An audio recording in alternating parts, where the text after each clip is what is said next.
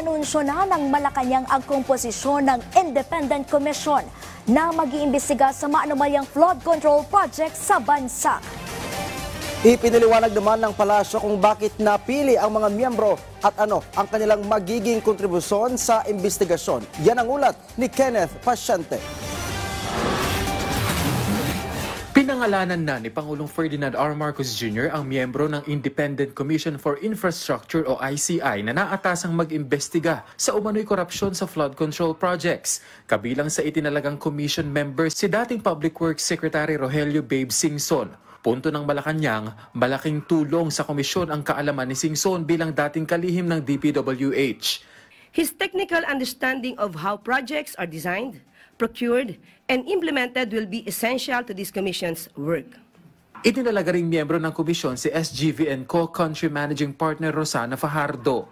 Her technical insight and financial acumen are critical in following the trail of public funds and determining where leakages and irregularities may have occurred. Tatayo naman bilang special advisor at investigador ng ICI si Baguio City Mayor Benjamin Magalong. Pagbibigay diin ng palasyo, mananatili ang independence ng komisyon lalo't wala sa mga miyembro nito ang konektado sa sino mang iniimbestigahan. Sinagot din ng palasyo kung bakit kabilang si Magalong gayong una nang sinabi ni Pangulong Marcos Jr. na walang politiko ang magiging miyembro ng komisyon. Paliwanag ng Malacanang, Ang magiging papel po ni Mayor Benjamin Magalong ay special advisor. Hindi po siya kasama doon mismo sa 3-member commission.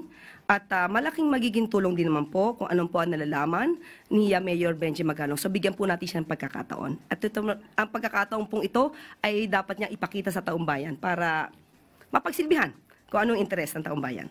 sa mga susunod na araw naman inaasahang papangalanan ng magiging chairperson ng ICI. Muling iginiit ng Malacanang na walang sisinuhin ng komisyon. Gaya ng paulit-ulit na sinabi ni Pangulo, walang sasantuhin dito.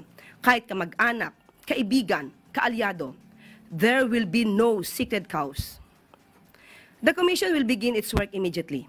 Kabilang sa iginawad na kapangyarihan sa ICI ang pagsasagawa ng mga pagdinig, pagrerekomenda ng kaukulang kaso at paglalabas ng sabpina. Kenneth Pasyente para sa Pambansang TV sa Bagong Pilipinas.